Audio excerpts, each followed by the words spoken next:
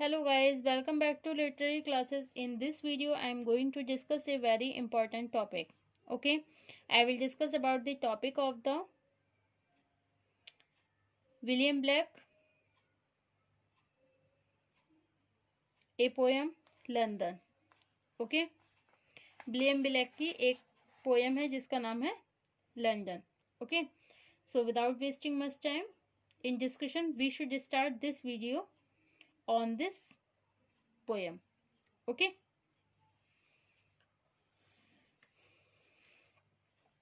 first of all I will tell you about the William Blake, a mystic poet. Okay, William Blake was a well-known mystic poet in English literature. Okay, अंग्रेजी साहित्य में William black एक रहस्यात्मक कवि के रूप में जाने जाते हैं. He was born in a middle class family in 1757. इनका जन्म मध्य परिवार में एक मिडिल क्लास फैमिली में 1757 को हुआ था. His father, James Black, was a London hosier and his mother's name was Catherine. Okay, इनके जो फादर थे विलियम ब्लैक के वो लंदन हॉइजर थे और इनकी जो मदर थी उनकी मदर का नाम था Catherine.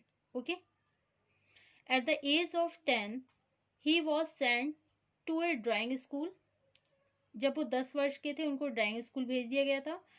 And later on at 1772 he apprenticed in engraving under James Basin. Okay, though he did not get any formal education, उन्हें एक फॉर्मल एजुकेशन नहीं मिली थी.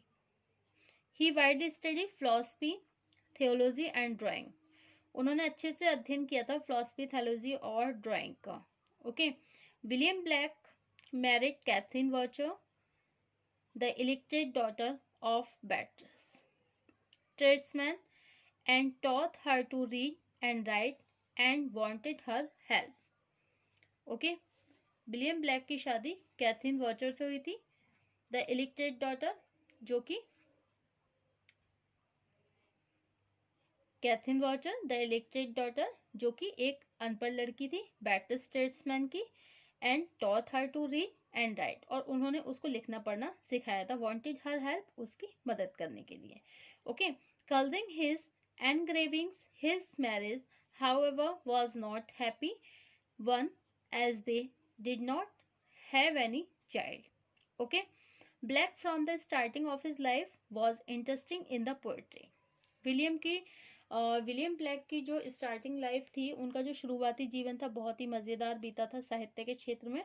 And he wrote his first poem at the age of 12, और उन्होंने 12 जब वो 12 वर्ष के थे उन्होंने एक कविता लिखी.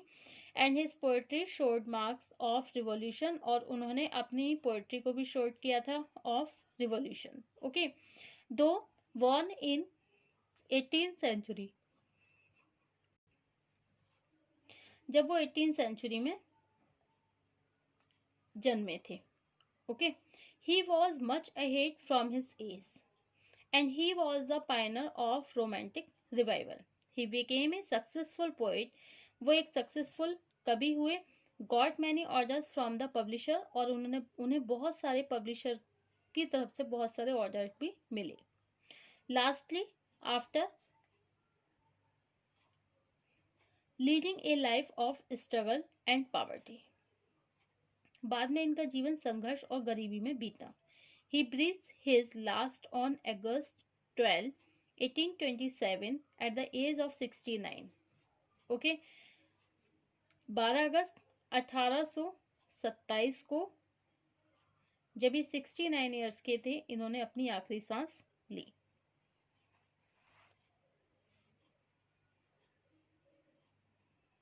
अब नेक्स्ट है his work. William black composed many poems. इन्होंने बहुत सारी पोएम को कंपोज किया. His earlier poetry is simple. उनकी जो अर्लियर पोएट्री थी बहुत सिंपल थी, लिरिकल थी, easy to understand. His songs and lyrics were published under 3 heads. Okay, जैसे पोइटिकल स्केचेस हैं, सॉन्ग्स ऑफ इनोसेंस हैं, सॉन्ग्स ऑफ एक्सपीरियंस हैं। Vision the daughters of Albion है, अमेरिका है, यूरोप है, ए प्रोफेसी, ओके,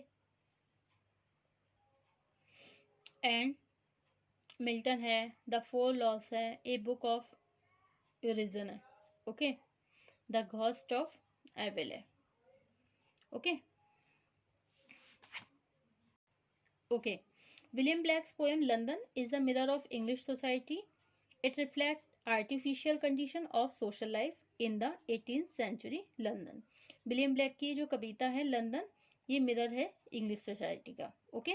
और इसमें ये आर्टिफिशियल एक बनावटी स्थिति दिखा रहे हैं किसकी, हमारे सामाजिक जीवन की, जो कि 18वीं शताब्दी में थी लंदन में, okay. The poem reveals the black was against the material and artificial aspect of simple natural and spiritual life. Black has presented the corruption prevalent everywhere. ये भ्रष्टाचार बता रहे हैं, मतलब भ्रष्टाचार के बारे में बता रहे हैं जो कि चारों तरफ बिगमान है. The area around Thames river look clear clean but this is only an outward show. Nobody is happy and satisfy in London. कोई भी व्यक्ति लंदन में ना खुश है और ना ही संतुष्ट है. All are facing tension and dejection of some times और the other. He brought over the injustice and cruelty done over the common lot, and there are infants crying not for their mother's love but due to some kind of fear. Okay, the poet says that, यह poet क्या कह रहा है, poet बता रहा है यहाँ पे लंदन की गलियों के बारे में, ओके। मतलब इस कविता में क्या बता रहा है कवि, कवि समाज में गिरते हुए जो मूल्य हैं एवं विघटन है उनसे चिंतित है वो. उसने समाज में लोग और बच्चों की चीखें सुनी है, मतलब लोगों की चीखें सुनी है, बच्चों की चीखें सुनी है. वे सभी लोग शोषण का शिकार हैं तथा अपना उत्थान भी चाहते हैं. समाज में बाल मजदूरी, वेश्यावृत्ति का बोलबाला हो गया. यहाँ तक कि चर्च भी भ्रष्टाचार के केंद्र बन गए. निर्दोष सैनिक भी राजा के अत्याचारों से पीड़ित है,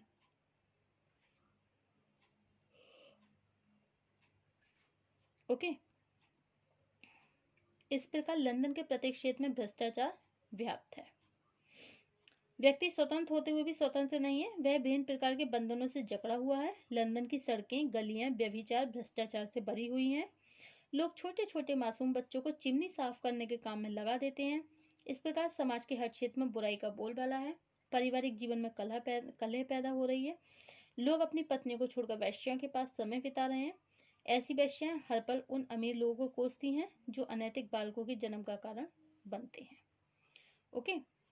सो I wandered through the each charted street. Okay. कह रहे हैं मैं घूमा, किस में घूमा, गलियों में घूमा. I wandered through each charted street. गलियों में घूमा, okay. Near where the charted Thames does flow, जहाँ पर थेम्स नाम की नदी बहती है. मतलब ऐसी जगह घूमा, ओके. कवि कह रहा है कि समाज में लोगों तथा बच्चों की उन्होंने चीखें सुनी है, okay.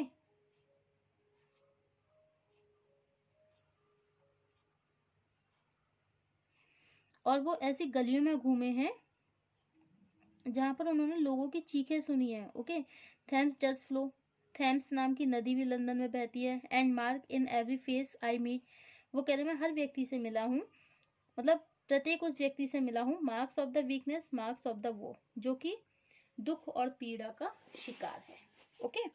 In every cry of every man, मैंने हर व्यक्ति की चीखें सुनी है, प्रत्येक व्यक्ति की चीखें सुनी है. In every infants cry of the fear, जो डर के मारे चीखते हैं. इन एवरी वॉइस, प्रत्येक आवाज में. Every when the mind for manacles I hear, मैंने व्यक्ति की आवाजें सुनी है, उनका दुख दर्द सुना है, ओके.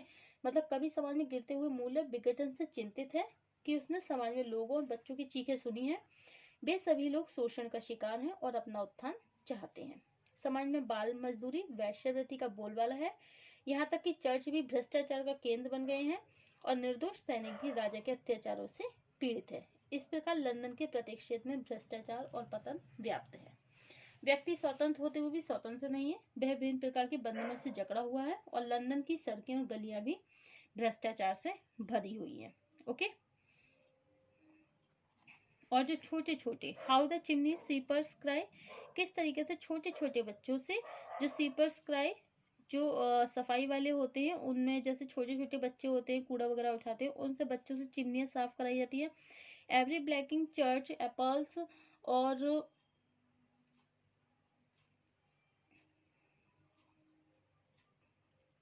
इस प्रकार every breaking church appals and the helpless soldiers high runs in the blood down village walls. Okay, इस तरह क्या हो रहा है, मतलब समाज के हर क्षेत्र में, लंदन में भी, लंदन में जो समाज, जो शहर है लंदन शहर, इसमें हर क्षेत्र में बुराई फैली हुई है, पारिवारिक जीवन में कलह पैदा हो रही है, और क्या हो रहा है, okay, bleeds the newborn infant's tear and bleeds with plucks the marriage hearers. Okay, लोग अपनी पत्नियों को छोड़कर वैश्या के पास समय बिता रहे हैं, और ऐसी वैश्याएं हर पल उन अमीर लोगों को कोसती हैं जो कि अनैतिक बालकों के जन्म का कारण बनते हैं। Okay, marriage years and blights with the plagues, blights the newborn, जो भी न्यूबॉर्न बेबी है, जो कि उन लोगों को वो कोसती हैं जो कि अनैतिक बालकों के जन्म का कारण बनते हैं। Okay, so the poet describe the best effect of urbanisation in the poem as he says, in every cry of every man, in every infant's cry of fear, in every voice, in every vein, the mind forget mankles of hair. Okay. Okay. The poet passes satire on the merciless authority. There is none to stop explosions of children. The pathetic cries of small chimney sweepers are heard early in the morning in utter cold.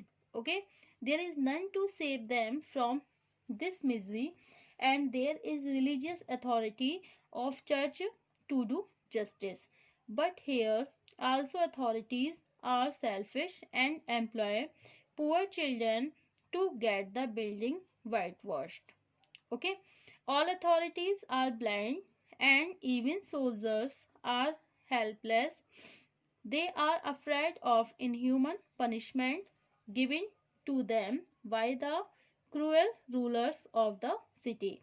Many soldiers are killed mercilessly if they speak against injustice.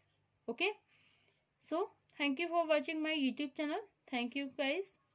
Thank you so much.